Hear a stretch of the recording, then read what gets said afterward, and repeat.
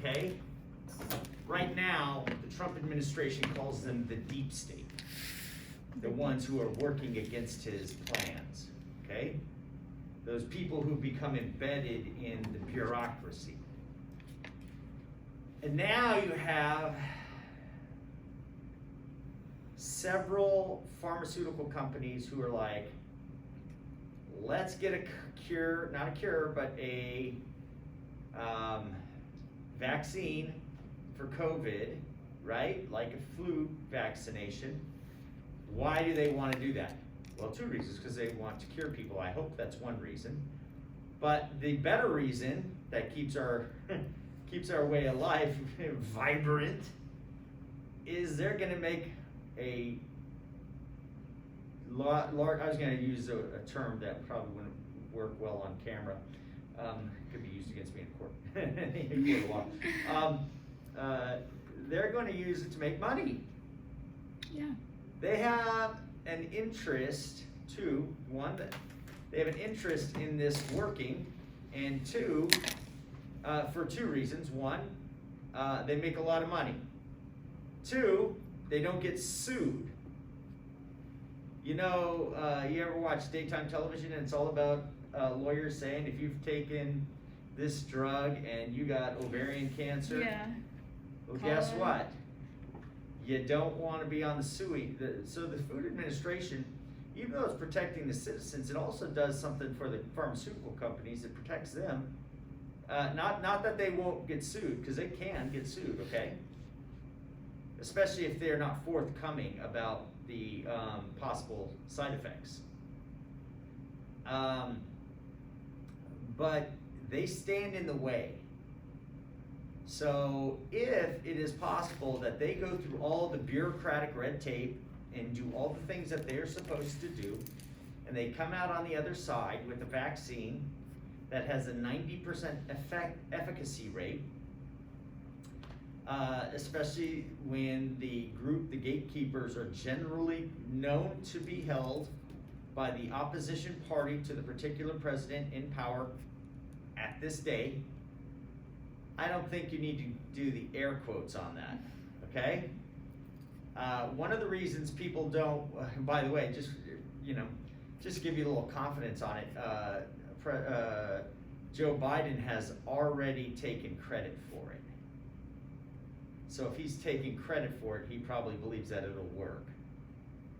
So he's like, yeah, I'm not even sworn in yet. You see, we've already got to say, like he did it, right? But keep in mind, this is why when I teach philosophy, I talk a lot about science. Everybody's like, follow the science, okay? Well, if the COVID response has taught us one thing, is that science is an art, okay?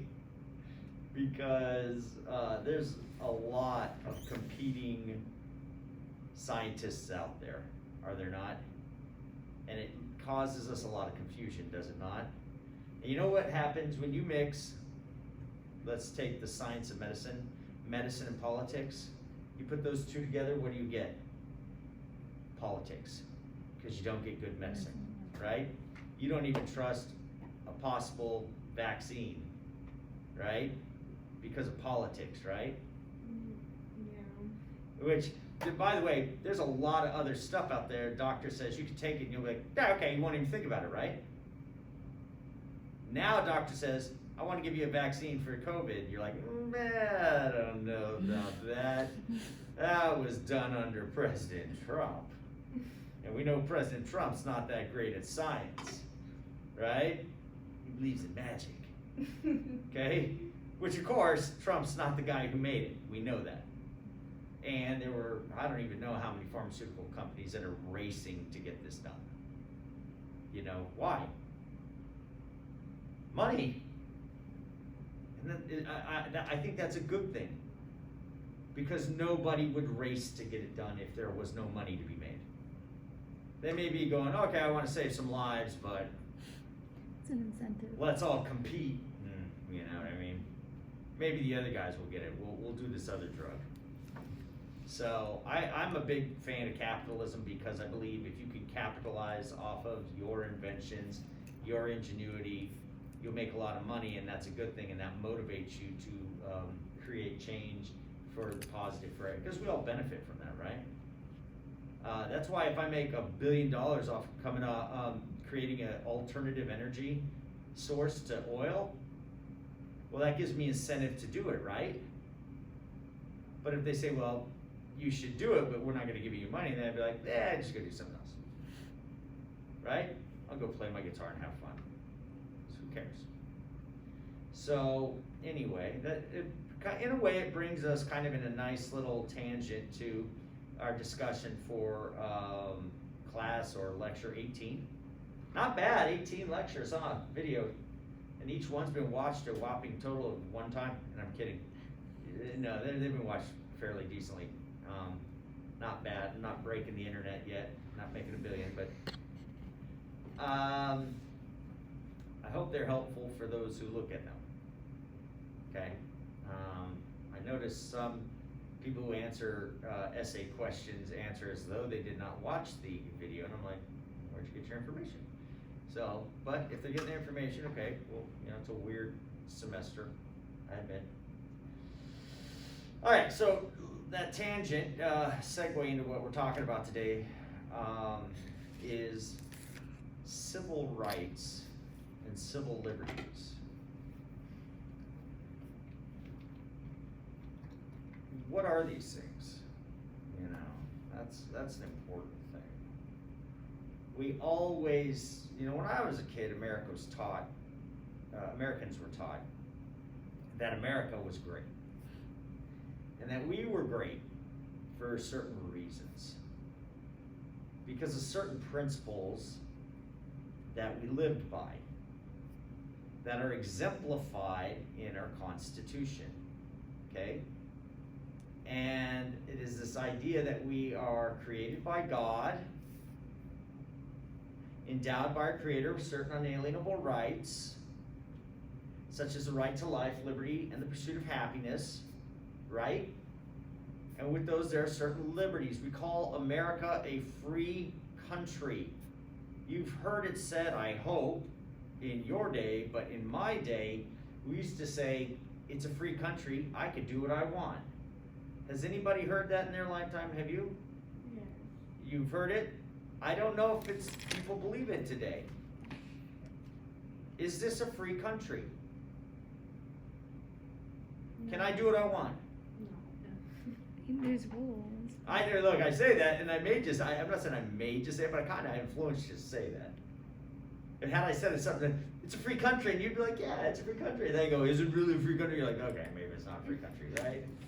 Isn't that amazing, the power of how you ask questions? It is free in some ways, and it's not free in others. North Korea, they'd say that they're a free country. In communist China, they'd say they're a free country, right? Protecting the rights of the people. It's the People's Republic of China, right? Are they really free? Are they free like we're free? No. And are we free like we used to be free? And of course, man, if you look at American history, you go, well, some people are freer today than they were, right? And others are less free than they were. But on what grounds should we grant our freedoms? And what are the limits to those freedoms? Because we're not really free to do what we want, are we? I mean, to an extent. Look, I'm not free to fly unless I'm in an airplane. Okay? At least I'm free to get on an airplane if I can afford the ticket. And if there's no COVID lockdown, at least. Which may be coming. Again? Sure. Oh yeah. Oh yeah. Got a new president in town. Oh, yeah. And he's very big on this. He's very big on the lockdowns. And he's trying to he wants to mandate a national mask order and lockdowns, yes. But But then, of course, what the vaccine works out that he created, and you know, vaccine. Maybe not. I don't know, but that's a side note. What I'm not free to do is violate my nature. See, by nature, I don't fly. Do I? Planes fly. Do they follow the laws of physics? Shannon Holzer does not. I'm free to flap my arms, I suppose. It's not going to get me off the ground. I'm not free. So, I mean, which is an interesting thing. Between, if you recall, we talked about positive law and natural law. Talked about we could create legal rights, and we could create, but we cannot create natural rights. Make sense? We could create positive law, but we cannot create natural law. We discover natural law. That's a test question, by the way. You cannot have, you know, that's a great one. We do not create natural law, we discover it. All right, so the laws of nature are what they are, and we live by them whether we like it or not. Now, I can work within the laws of gravity, and I can fly if I create a machine that will be carried by the wind. Okay, if there's no air, you don't need wings, right? That's why rockets don't have wings, because get in space, there's no air, right?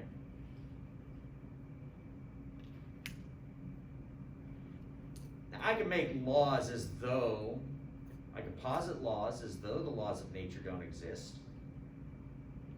So, a human by nature is not an animal, right? I can posit a law that says it's okay, we're going to allow you to treat another animal, human like an animal, right? But that's a violation, that's in violation of the laws of nature. You have violated the rights of the individual by treating them as though they are a beast of burden. I'm using slavery as my example, if that makes sense to you, okay? To treat humans as other than their nature is a violation of their rights. We can violate our own rights. And I'm going to say it. If you are a man by nature and you say by positive law, written law, that you are not a man, you are a woman, because you have cut off your certain parts and put some silicone substance in your chest, that if you say that makes you a woman, I think that is not true. By nature, you can call a square a circle, but you cannot have a circular square. Does that make sense? Violation of the laws of nature don't exist. And that is, you cannot defy them. You can violate them. You can say something is not what it is, but you cannot make it something other than what it is. A cannot be non-A. That's logic. Okay? So when we talk about civil liberties, they have to fall in line with the natural law, because from the natural law we get natural rights, and from our natural rights we get our natural liberties. And when we violate one's liberties by violating the natural law, then we need to rectify the law to reflect the reality of the natural law. So in some regards, we have done so from the creation of our country. Early in our country, we violated the natural law by treating others as though they were beasts of burden, when in fact they were not.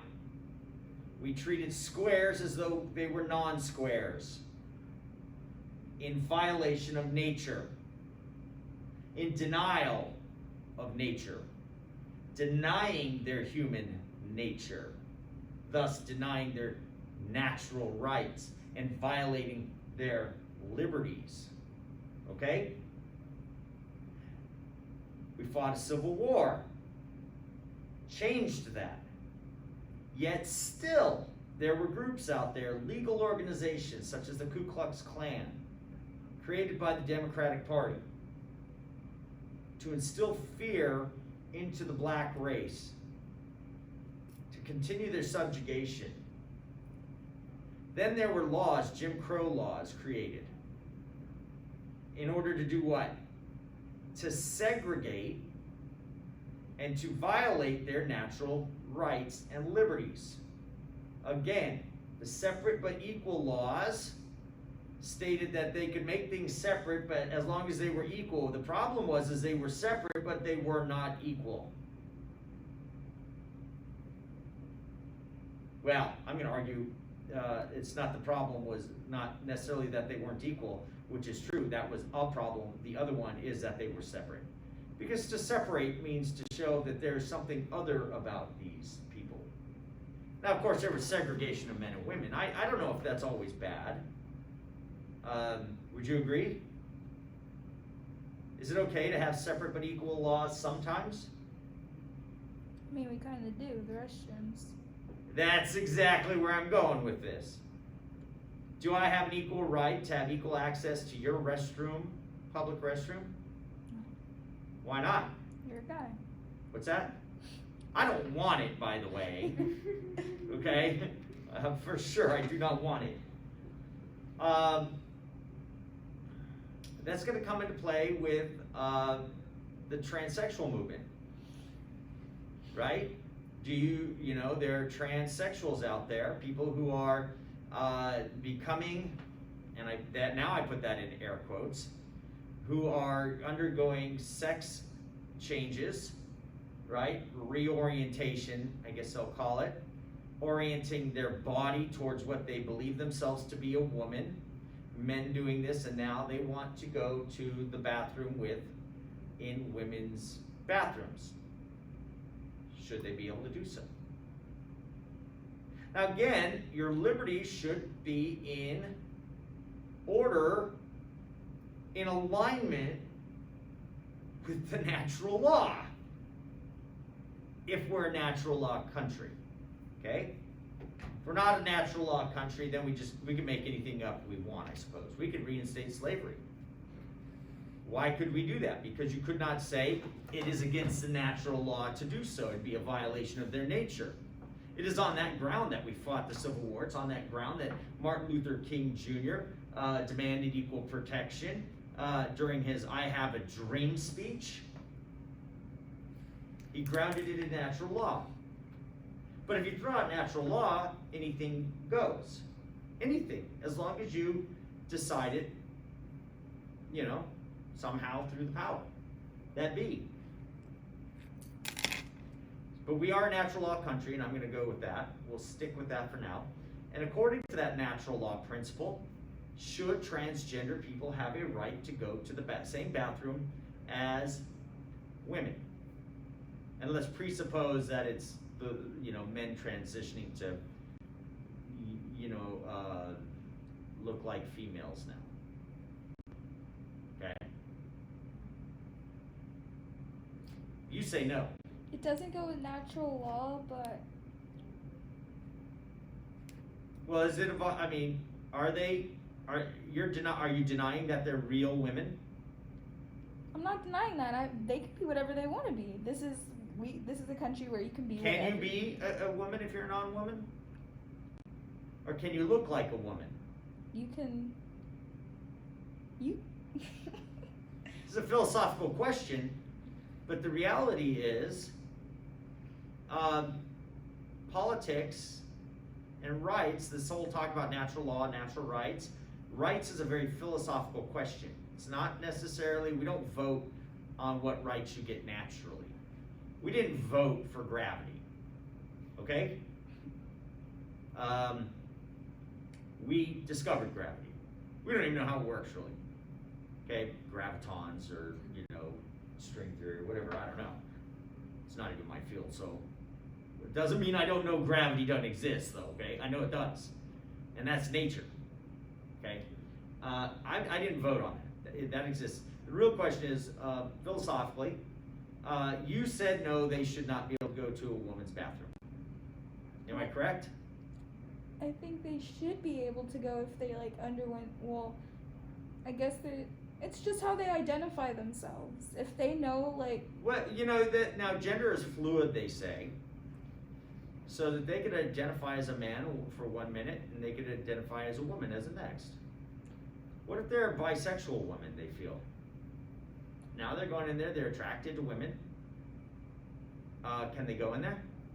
well, I mean, we have women attracted to other women. Okay, They still go in this so in that route, why should not a man, any normal man, be able to go in there then? We do have like, don't we have like gender both restrooms too? At the same time, you know, those ones that say anybody can come in. Yeah. Those are single bathrooms. You walk in, there's one toilet, one sink, one paper towel rack. We're talking stalls next to each other in Target, or going into a you know, stadium where there's just, you know, all the girls lined up waiting to get in, and right Yes. next to each other. Is that okay? I don't know. I mean, you tell me. I mean, these look at me. This is what this class is about. You guys have to deal with these hard questions. What is your principles that you're going to stand on? Do you stand on the natural law? If you stand on the natural law, that means you have to take the answers you don't like. Right? And you just say, look, I don't like the math, okay? But the math says I don't have any money in the bank. Would you agree? You'll accept that. You may not like it, but you'll accept it. Yeah. See, that's the problem is the principles of natural law give us answers we don't like. Whether we, look, seriously, you think the North liked black people? America was pretty darn, the North was racist too, okay? The North was racist. But I mean, there were principles that these presidents used that defied what people liked. Does that make sense to you? It defied what they liked. And so the idea is to apply principles so that you are not making the decisions based on your emotions. You let the principles do the work. I am not letting my emotions dictate my bank account. I'd run it into the ground. I let the principles of mathematics do that. So the question is, when it comes to natural law, to rights, we want to apply the principles that will give us the truth, not what we like. It's the truth we want. And sometimes the beauty of it is, sometimes it does give us what we like. Because I like the truth more than I like fiction, even if it is unpleasant truth. The truth is, running hurts. Okay? The truth is also that it's good for you. So I run. Because it hurts. No, I run because it's good for me. Okay? To an extent. I don't run on glass.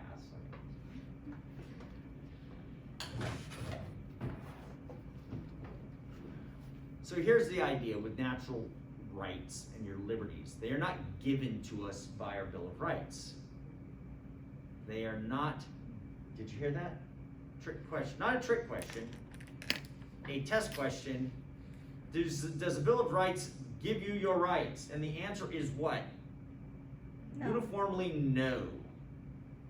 However,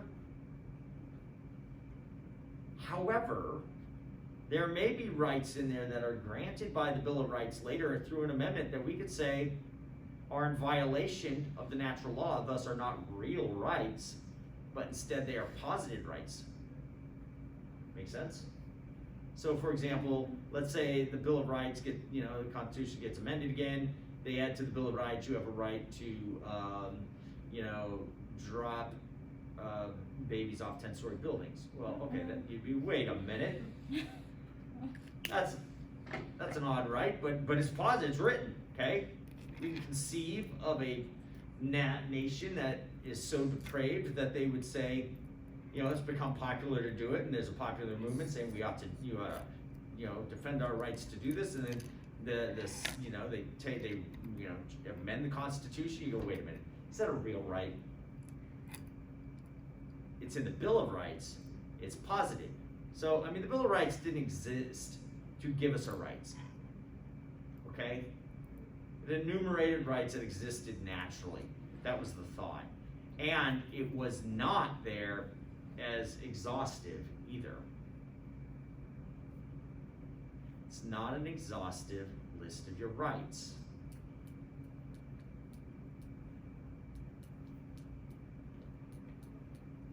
Start with the 3 natural rights that are listed in the Declaration of Independence, which came before the Articles of Confederation, and it came before the Constitution. You do not have the constitutional right to life. Do you understand that? You do not have the Constitution. So when you hear politicians say the unborn does not have constitutional rights to life, they are correct, because nobody does. Nowhere in the Constitution does it say you have a right to life. It assumes it. And it assumes it because all men are created equal and endowed by their Creator with certain unalienable rights, such as the right to life, liberty, and the pursuit of happiness. It comes from nature, that is, and nature's God. We are endowed with that right. The question is that a true statement? And I always ask my students that. Is it a true statement that all humans have a right to life? Is it true? You say yes. You say yes. You say no. Do all humans have a right to life? Do they? Depends on what you mean. Do they all have a written right to life, or do they all have a natural right to life? Nowhere is it written. Now, although legal rights say that you have to be outside of the womb to have a written right to life. Once you get outside the womb, then the government will protect you. See, if you have a right, the government has a protection, the obligation, remember, to secure those rights. But humans contained in a uterus, at this time in our nation, the government says we will not protect those rights. You see what I'm saying? Now you have a conflict between the written and the natural.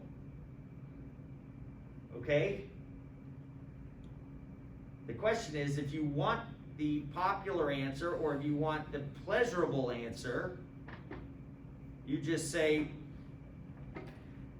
you just kind of deny something. You either deny the humanity of that with which a woman is pregnant, or you deny that all humans have a right to life. You just say some do, some don't. People don't like to do that, though, because then you say, as soon as you say that, you go, then there must be other ones that don't have a right to life either. Do you have a right to life, and how do you know if it's not natural? Okay? You stand on the principle, you get problematic answers that you don't like. They're not problematic logically, they're problematic emotionally, maybe even financially. All humans have a right to life. I'm pregnant with a human. This human has a right to life. Therefore, I have an obligation, a duty to secure that right to life, even if my government does not. That means I also have to raise the thing which might affect